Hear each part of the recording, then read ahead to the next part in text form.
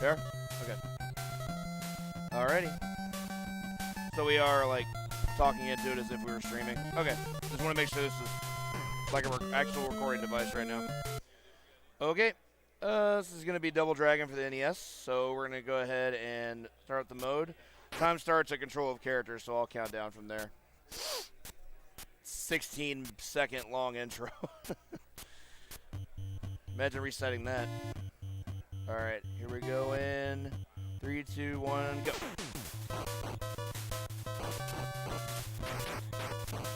So, this game is interesting. Definitely one of the harder beat-em-ups I've played, especially for the NES. The game has really gross AI that's very random, in addition to the interesting tech of having the level-up system that it does. Basically, each attack you perform, obtains you a certain number of points that you get to use towards leveling up. Every 1,000 points levels you up to the next level, which unlocks another part of your moveset. Start off the game with just slowly punches and kicks and nothing more. Take care of these guys here. You're going to be seeing a lot of the kick, because the kick does really solid damage and builds a really good amount of XP. It builds 15 per kick, which is the most we can get out of a single strike. Doesn't involve a weapon. Speaking of weapons, we're going to be using the whip through here because it gains 30 XP, which is double a kick. Does double damage, but I'm always going to finish with it to ensure that I just get the max amount of XP out of that. Take care of our first section of Linda's. Get onto a conveyor belt here. Okay, backed up with a kick there. Got a Bobo here. We got a quick kill.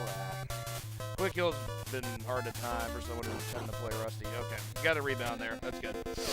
I'll take that. On to mission 2. Certainly my favorite stage in the game. Lots of really neat tech, even though I don't particularly care for some of the enemies. These ropers that can't seem to stay away from the box being my personal least favorite. Like, they just love that box. Oh, that's unfortunate. So at level 2, you're going to see this move here that I'm actually not fond of, but unfortunately I don't really have a whole lot of control over using it, that being the roundhouse. Anytime that happens, I'm just going to die a little inside because that move is just not good. Didn't really want to trade with that guy, but the dynamite just offers a one-hit kill. It's able to let us pass through him. Doesn't get us XP, but it does allow us to get actual speed out of that. I'm going to hold onto the dynamite here so that way I don't do a roundhouse. Just go for straight kicks. But this guy, I'm going to finish off the dynamite. He's going to give you 40 XP. Onto one more whip section. Take this from this Linda. There we go. We're off the edge. Do some more whips here for points. Good times there. For this Linda, I'm actually just not even going to bother with her. She's going to walk right past me, and I'm going to ignore her. Now for this boss here, a lot of people are aware that you can climb down the ladders to escape the boss and just not have to fight him, but it's actually faster to kill him by knocking him off the edge. Like we're going to do here. We're going to manipulate him all the way over to the edge, jump kick him off, and that'll finish mission 2. Okay. Mission 3 is certainly the longest mission in the game. Maybe the hardest as well. So that's debatable. Get a knife to start. So for this level, being at stage 3, or being at 3 hearts, we've learned the jump kick, which is quite a useful move, but the downside of learning the jump kick is that these Williams have also learned the jump kick. Which means that they get to just perform all kinds of silly shenanigans. I threw the knife just to make sure he could get through a little bit faster there. Did not want that. That was not good for us. I'm trying to manipulate this guy to go past the halfway point of the fence so I can headbutt him down. And if I keep moving, that's actually going to despawn him. So these chins here, we saw the boss of stage 2. I'm going to try and manipulate to go into the pool. It's actually a lake, but I just refer to it as the pool. Okay, knock him off with a quick kill there. Let this guy loop back around as well. Okay, managed to get him there. Good times. Just a very fast, efficient way to kill those guys. Take this. We have to make sure we kill that guy because he doesn't actually despawn himself from the section. So if I didn't kill him, he would just stay there until I couldn't. Okay. Got him to throw the knife. That's good. I could have probably done something a little bit more daring and tried to jump kick into him to steal the knife, but it's just not worth it if it hits us. The knife does way too much damage, and this section health is extremely important because of the bosses we're going to face in this room. Take down some of these ropers. These guys are just going to go down to kicks. They won't be too much of a threat. Yeah. So by level 4 we have the grab, which is useful if we're taking out that guy so quickly, but it's not going to matter here for these bosses. We're going to have a couple of abobos. And the method we're going to hope to utilize here is called stacking. It's going to be very, very hard to do, and I already messed it up. Bobos just have really, really absurd priority and advantage over you. Be a little bit quiet here. This section is very, very tough, so bear with me. I have to adapt here a little bit. If I don't mind knocking him down. Okay, so one down. Okay, good section there. Wish I could have talked more, but that section is really intense. If one abobo hits you, you're in a ton of trouble because they do a lot of damage, and everything they hit you with pretty much knocks you down. So these falling stalactites are random. Hoping not to get hit by too many of them. 4 of them will kill you. Managed to get through, only get a hit once, so that's pretty decent. Moving platforms, we can work our way across. This stage is actually a pretty decent example of how not great platforming is in this game, despite the fact that most other things about it are pretty solid. But platforming and beat-em-ups just rarely works, and this isn't an exception to that. So for these chins, the most damage we can get on them is by doing these grabs, especially if it is with a throw. That was unfortunate. Toss that guy. Oddly enough, even though the grab is as powerful as it is, maintaining a grab and actually doing hits off it does not gain XP, so that's actually a very significant downside of it. I'm going to try to mitigate that by kicking these guys. I'm actually going to take this dynamite here, throw it at him. It's all one-hit kills from there. Come on here to our next section, into what I call the rave cave, because the lights are going to start blinking. Move right down here. I'm actually going to take this hit. Those rocks are completely random. If they fall on you, they fall on you. There's really not much you can do. If I moved forward, there was a chance they could have knocked me off and killed me. All right, good stalactites there. There's actually an intentional death you can do here to save a few seconds, but being that we're in a marathon setting here, those guys take, I only have 3 lives with which to complete the game. Rather just maintain my lives as much as I can. These green abobos here, I'm going to do my best to manipulate them to walk towards the edge over on the left. Got 1 and got 2. Okay. We can knock them through the invisible hole in the wall there. Move on here. Last section of level 3 is pretty simple. We've got these Lindas. They die very, very quickly to grab the tips.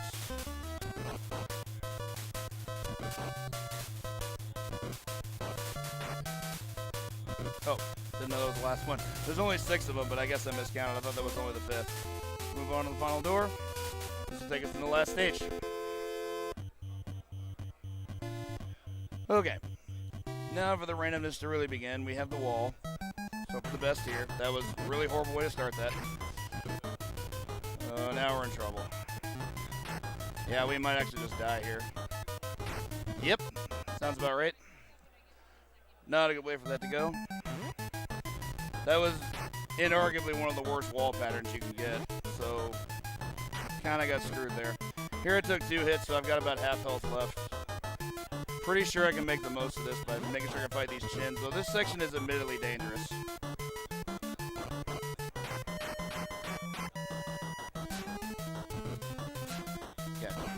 These guys, I'm going to make sure I can just try to grab with them. That's unfortunate. I read that jump kick, too. It was filthy. Let this guy wander down here. Yeah, that puts me to level 5, which gives me a technique called the mount. We're actually not going to see a whole lot of that. There's also an intentional death you can take there to save a few seconds, but it's not necessary. We can move up to avoid this abobo, because there's no reason to fight him at all. Onto these ropers. These guys are going to be pretty simple. We can just knock them off the edge. Or we can just throw them whatever they want. Okay. Gonna try to be a little bit careful here. These guys can't act up because they have really annoying jump kicks that can really throw off momentum. Put that there. Move us on to our final platforming section before the gauntlet. Come on, get up there. That's not what you want. That guy jumping is really, really, really bad. That there's a global timer in this stage of how the platforming works near the very end, and you can't actually save time if they decide to jump. So that was really, really bad for us. There's a chance that I may be able to save it off this platform. No, it's already at the bottom. Any big jump I take here is going to be way too risky, so I'm just going to take the time loss for safety. Just got penalized by bad luck. Not much I can do. There is a small chance that the last platform here may be on a timer that I can catch. It's not likely. Yeah, it's too far. It's a time hit. It's probably about a 10-second loss, but Double Dragon's very, very random, so not much I can do about that. Okay. Moving on to our final stretch. Hoping my good luck has been maintained through here. Not a good start there. These Williams, I'm going to see if I can get in as many kicks as possible. Don't really want the throws because I really need the XP here. Not what I wanted either. Got a couple more here. Ugh. Pretty bad amount of XP here. Not really feeling this. Start off with one of the hardest fights. Got another double Abobo fight. There's a good chance I can stack them, but I'm going to have to be able to. And that didn't work. Be little quiet here. This part, once they break up, these guys are awful. You know what I mean? That slap does 2 damage, and it's a guaranteed knockdown. Big advantage for them. Surprised I was able to maintain rhythm there. I'm actually going to kick him a little bit because I kind of want to maintain XP. I really, really want six hearts by the time I get to these shins, so I'll take the time loss there. Okay, that'll work. There we go. All right, 6 hearts. Elbow these guys. Take a knife. Kill one. Hello. Grab, please. That's not good. Did not want that trade. Oh my God, this guy's trolling me hard.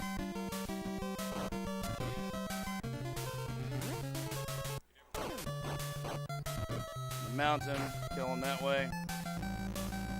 Okay, kill them in 1 hit. Couple ropers here. That's actually my bad. I can still save this, but it's already looking pretty bad for a gauntlet. Go ahead and mount this guy. Alright, now I definitely will be quiet here.